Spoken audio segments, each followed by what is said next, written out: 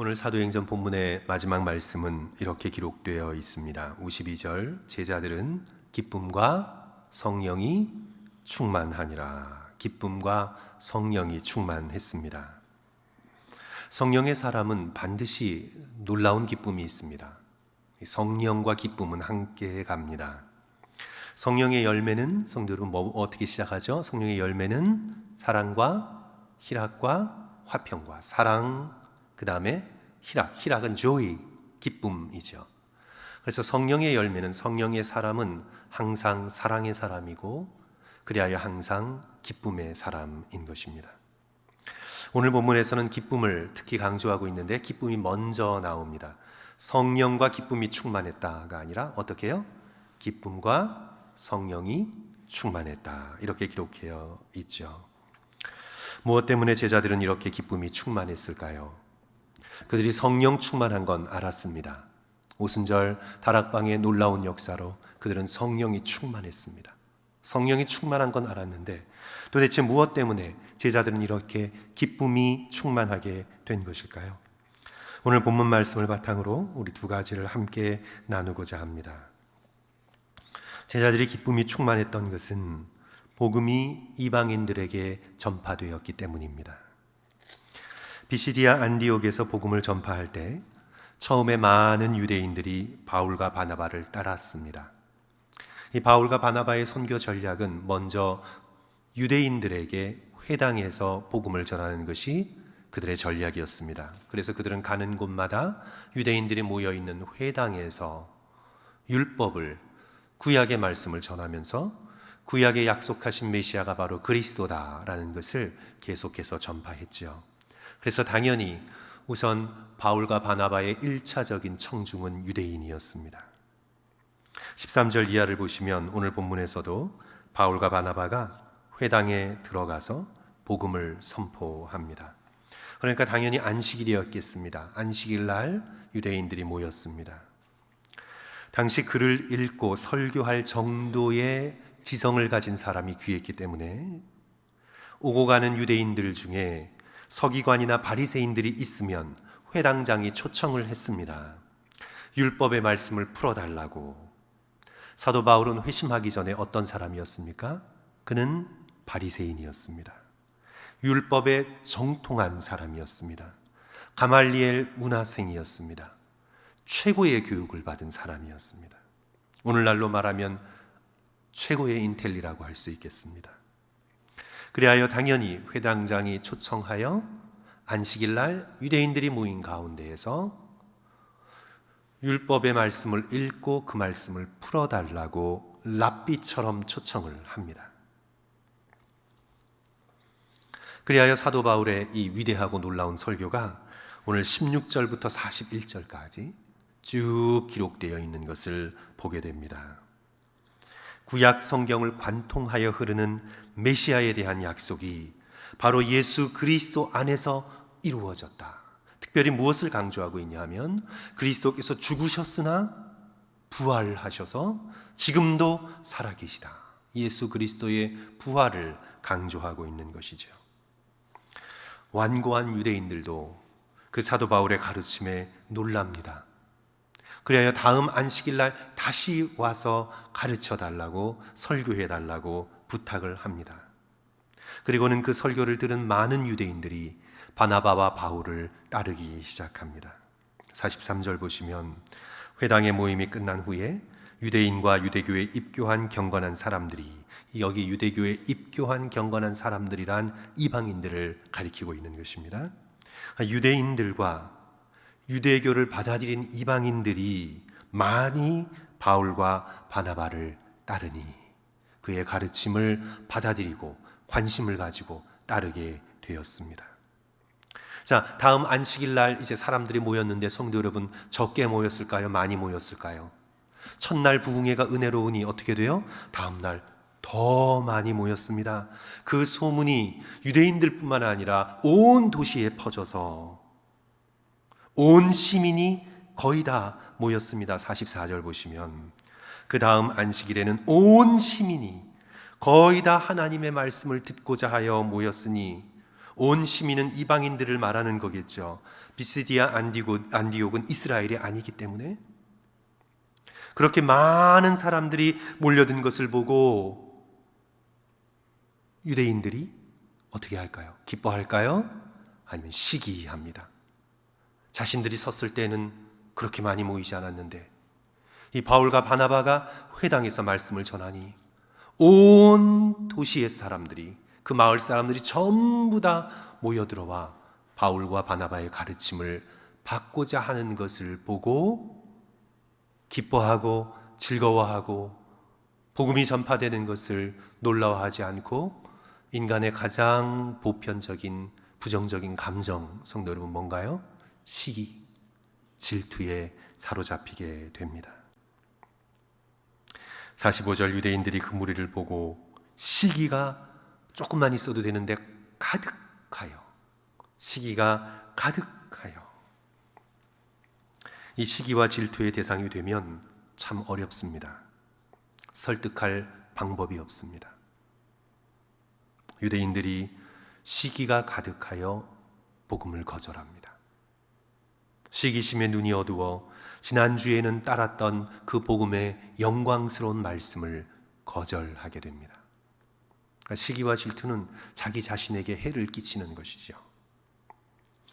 이렇게 유대인들이 사도 바울이 전하는, 바나바가 전하는 복음의 말씀을 차버립니다. 거절해버립니다.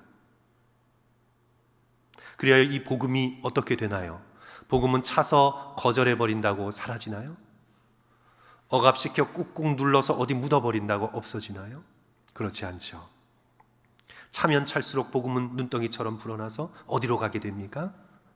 유대인들은 거절했지만 그 복음이 이방인들에게로 쏟아지게 됩니다. 이방인들에게 들어가게 됩니다. 46절 말씀이죠. 바울과 바나바가 담대히 말하여 이르되 하나님의 말씀을 마땅히 먼저 너희에게 전할 것이로되, 유대인입니다. 너희가 그것을 버리고 영생을 얻기에 합당하지 않은 자로 자처하기로 우리가 어디에게로 향해요? 이방인에게로 향하노라. 유대인들이 거절한 복음을 이방인들은 기쁘게 받습니다. 우리 성도 여러분 다 같이 48절 함께 읽습니다. 이방인들이, 시작. 이방인들이 듣고 기뻐하여 하나님의 말씀을 찬송하며 영생을 주시기로 작정된 자는 다 믿더라. 비록 유대인들은 마음이 완악하여 복음을 거절했지만 이방인들은 믿습니다. 원래 구원받지 못한 민족이었는데 그 복음을 받아들이고 하나님의 자녀가 됩니다. 이 복음의 진보로 인해서 제자들은 너무나 기뻤습니다. 하나님께서 행하시는 놀라운 일들로 말미암아 너무나 기쁨이 충만하게 되었습니다. 사랑하는 성도 여러분, 우리도 조금 더 넓게 볼 필요가 있습니다. 여기 미국 땅만 바라보고, 여기 캘리포니아만 바라보고, 지금 한국만 바라보면 그 복음을 등지는 모습에 낙담이 될 때가 있습니다. 최근 한국을 다녀오신 목사님 이야기를 들었는데, 옛날 초등학교 때부터 즐겁게 신앙생활 하던 그 모교회에 가보았더니 건물도 그대로, 마당터도 그대로, 교회도 그대로인데 유초등부가 없습니다. 어린아이들이 사라졌습니다. 옛날에는 어린아이들이 가득하여 마당에서 여름 성경학교 하며 뛰어놀았는데, 말씀을 배우고 찬송을 불렀는데 이제는 교육부가 없어졌습니다. 청년부는 더더욱 찾아보기가 힘들게 되었습니다. 그리고는 교회 마당에 서서 깊은 슬픔을 느끼셨다 고백합니다. 아, 한국의 교회가 점점 쇠퇴하고 있구나. 젊은 세대로 가면 갈수록 그렇구나. 한국이 가난하고 힘들었을 때는 십자가를 붙들고 기도하며 주님 앞에 나왔는데 이제는 선진국 대열에 들어서면서 물질적인 편안함만 붙드는 불신앙의 시대가 되어가고 있구나 탄식하셨다고 합니다. 하지만 성도 여러분, 우리는 이 땅의 영적 현실에도, 한국의 영적 현실에 당연히 민감해야 하겠지만 눈을 조금 더 넓게, 더 크게 하나님께서 이 세상에서 이루시는 일들을 주목할 수 있어야 합니다. 여전히 복음이 전파되고 믿는 자의 수가 급격히 기독교의 인구가 급격히 늘어나고 있고 하나님의 이름이 찬양받고 있음을 우리는 감사해야 합니다. 아시아, 아프리카, 중남미에서 기독교의 부흥은 놀라울 정도입니다. 특히 아시아의 회교권인 인도네시아의 부흥의 물결이, 그리고 또 중국에서도 중국 공산정부가 위기감을 느껴 지금 가혹한 탄압을 할 정도로 지하교회, 가정교회들이 속속히 늘어나고 성장하고 있습니다. 아프리카에서는 카메룬을 비롯한 여러 나라에서 복음의 진보와 부흥을 경험하고 있습니다. 1900년대 전 세계 기독교 인구의 80%가 유럽, 북미, 호주, 뉴질랜드였습니다. 그런데 이제는 백인이 그 80%였던 기독교 인구의 비율이 이제는 25%가 되고 나머지 75%는 비백인의 제3세계의 문화권에 사람들로 가득 채워지고 있습니다. 미국인들, 백인들이 거절하고 차버린 복음이 지금 성도 여러분 어디로 가고 있습니까? 제3세계로 가고 있습니다. 유대인들이 거절했지만 여전히 왕성하게 전파되는 복음으로 인해 기뻐했던 제자들처럼 우리도 복음이 제3세계를 향해서 뻗어나가고 있음을 기뻐하며 그 복음에 함께 동참하며 계속해서 이곳 미국에서도 한국에서도 복음의 전파를 위해 기도할 수 있는 그런 저와 여러분이 되어야 되겠습니다. 둘째로 제자들이 오늘 기뻐하는 이유는 예수 그리스도를 위해 핍박을 받았기 때문입니다. 예수 그리스도를 위해 박해를 받았기 때문에 기뻐하고 있습니다. 아무 박해가 없이 편안해서 기뻐하는 것이 아닙니다. 성도 여러분, 이 편안한 기쁨은요, 이제 얼마 가지 못해요. 너무나 익숙해져요. 우리 인간은 쉽게 은혜로 주어진 것을 권리로 바꿉니다. 그래서 내게 편안함이 허락됐잖아요. 지금 예배 드릴 수 있잖아요.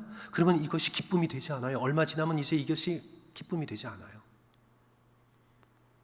오늘 제자들이 기뻐하는 것은 예수 그리스도를 위해 자신들이 고난을 받았기 때문에, 예수 그리스도의 이름의 영광을 위해 자신들이 박해를 받았기 때문에 제자들의 기쁨이 충만해진 것입니다.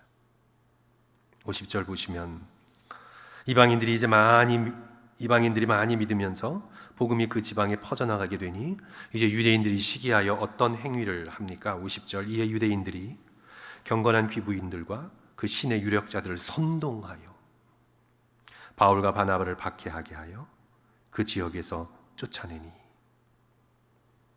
바울과 바나바를 박해합니다.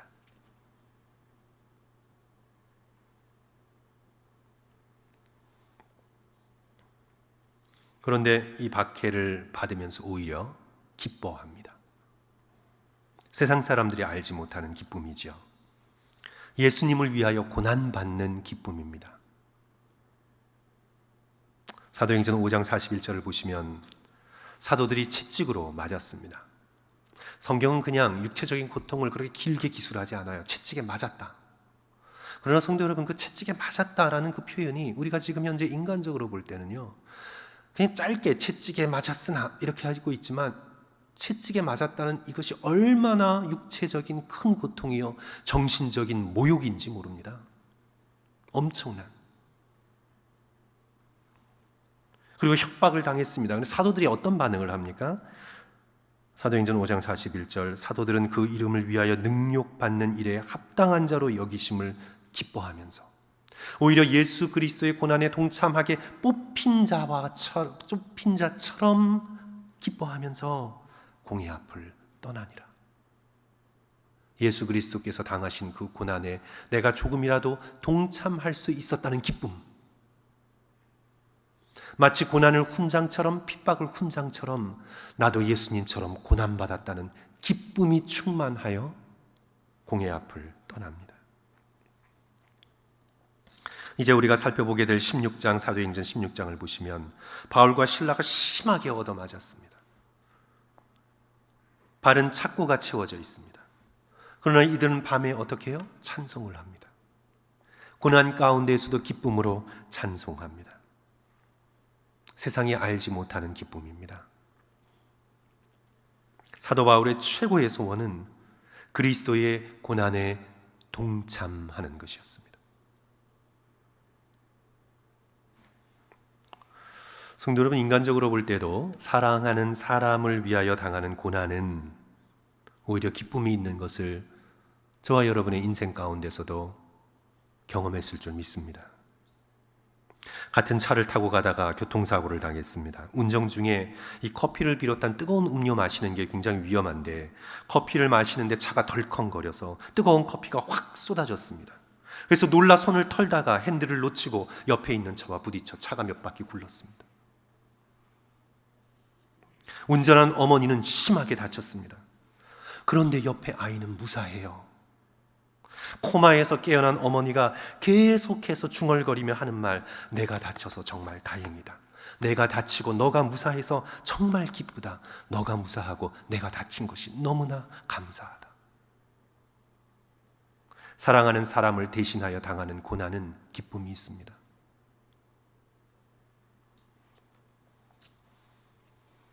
여러 사람들이 신앙 서적 중 가장 아름답게, 영어로 가장 아름답게 쓰여진 책으로 꼽는 그런 책이 잔인한 자비라는 책인데요. 그 책에서 보면 이제 부부가 무신론자로 어렸을 때부터 그런 가정 속에서 자라서 이제 무신론자로 이제 온 인생의 에너지를 다해 세상의 즐거움에, 세상의 모험에, 그리고 세상의 지적인 유희에 탐닉하면서 그렇게 이방인으로 살다가 아내가 어느 날 우연히 집어든 C.S. 루이스의 책을 읽다가 충격을 받고는 복음을 받아들이기 시작합니다. 남편은 도저히 받아들일 수가 없습니다. 이 질투심이 많은 사람은 그런가 봐요. 아내가 자기만 바라보고 자기와 똑같이 세상을 향해 살다가 이제 예수님을 믿으니 예수님을 사랑하게 되고 복음을 사랑하게 되는 걸 마치 자기를 배신하는 것처럼 느끼나 봐요. 그래서 이 남편이 질투심에 휩싸여서 아내가 예수님을 보고 무릎 꿇고 기도하고 찬송을 부르고 그러는 것을 눈뜨고를 보지를 못하는 거예요. 이 질투심에 휩싸여서. 이 질투심이 많은 남자들도 많은가 봐요. 그런가 봐요. 그래서 이 아내가 기도하고 말씀 보고 그러는 것을 볼 때마다 비난하고, 그러던 어느 날 밤에 아내가 그런 남편의 영혼의 가련한 처지를 불쌍히 여기며 남편이 잠든 사이에 침대 옆에서 남편의 얼굴을 바라보며 무릎을 꿇고 하나님께 눈물로써 간절히 간구합니다. 주여, 내 목숨을 데려가도 좋으니 남편이 당신을 만날 수 있도록 도와주소서. 제 목숨을 거두어 가주시고 남편에게 영생을 허락해 주소서. 그렇게 기도를 해요. 그런데 정말 놀랍게도 얼마 지나지 않아 그렇게 복음을 거절하던 남편이 복음을 받아들이게 됩니다. 그리고는 1년 후에 아내가 중병에 걸려요. 그런데 이 아내는 기뻐합니다.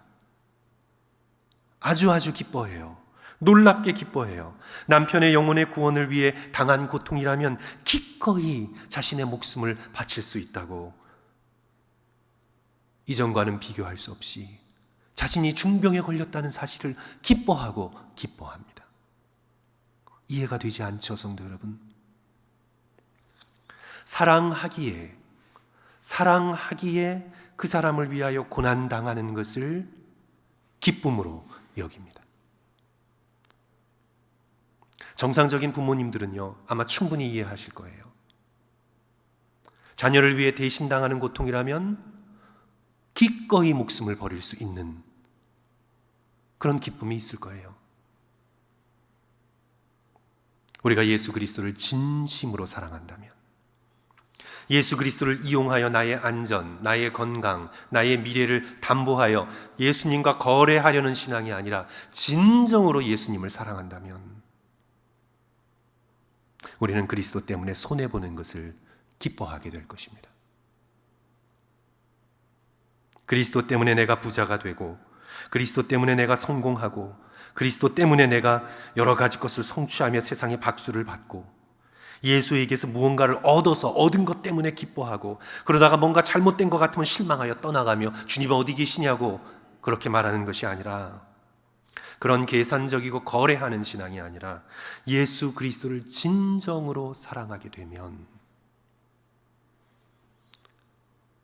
오히려 예수 그리스도가 흥하고 내가 쇠하는 것을 기뻐하게 될 것입니다. 오히려 예수님 때문에 내가 억울한 일을 당하고 오히려 예수 그리스도가 사랑하는 교회를 위하여 내가 기꺼이 손해를 감수하고 핍박받는 것을 오히려 기뻐하며 오히려 박해가 있을 때 오히려 주를 향해 감사하다고 더욱더 기뻐하는 신앙이 세상이 알지 못하는 신앙인들만의 이 기쁨으로 제자들이 충만한 것입니다. 성도 여러분, 예수 그리스도를 잠깐 생각해 보십시오. 예수께서 우리의 구원을 위해 고난당하는 걸 기뻐하셨습니다. 예수 그리스도는 오늘 우리와 관계를 맺어 우리에게서 얻어가실 것이 없습니다. 예수 그리스도께서는 우리의 구원을 위해 당신 자신이 고난당하는 것을 기뻐하셨습니다. 히브리서 12장 2절 믿음의 주여 또 온전하게 하시는 이인 예수를 바라보자 그는 그 앞에 있는 기쁨을 위하여 십자가를 참으사 부끄러움을 개의치 아니하시더니 하나님 보좌 우편에 앉으셨느니라. 예수 그리스도께서도 어느 부모님보다 훨씬 더 사랑이 많은 예수 그리스도께서도 십자가에 달리시면서 내가 대신 이 고통을 당해서 기쁘다. 너를 구원하고 내가 당할 수 있게 되어서 오히려 기쁘다. 고난 가운데서도 기뻐하며 인내하며 참으셨습니다. 그러므로 우리도 이 땅 속에서 예수님을 위하여 주님을 섬기며 오히려 예수 그리스도를 바라보며 정직하게 또한 겸손하게 또한 소박하게 인생을 살아가면서 오히려 세상의 기준 속에서는 손해볼 수 있고 오히려 양보할 수 있고 오히려 기꺼이 용서하고 품을 수 있는 예수 그리스도 때문에 받는 어려움과 핍박을 오히려 기뻐하게 됩니다. 어쩌면 우리에게 기쁨이 없는 것은 예수 그리스도를 믿으면서도 하나도 손해보지 않으려는 우리들의 계산적인 의식과 잘못된 권리의식 때문인지도 모릅니다. 오늘 우리도 다시 한번 이 제자의 기쁨, 오늘 이 본문에 나와 있는 바나바와 바울의 이 기쁨으로 충만하여져서 복음이 전파되고 예수님 때문에 손해보는 것을 오히려 기뻐하는 예수 그리스도의 참된 제자로서의 삶을 살아가시는 저와 성도들 되시기를 주님의 이름으로 간절히 축원합니다. 함께 기도하겠습니다.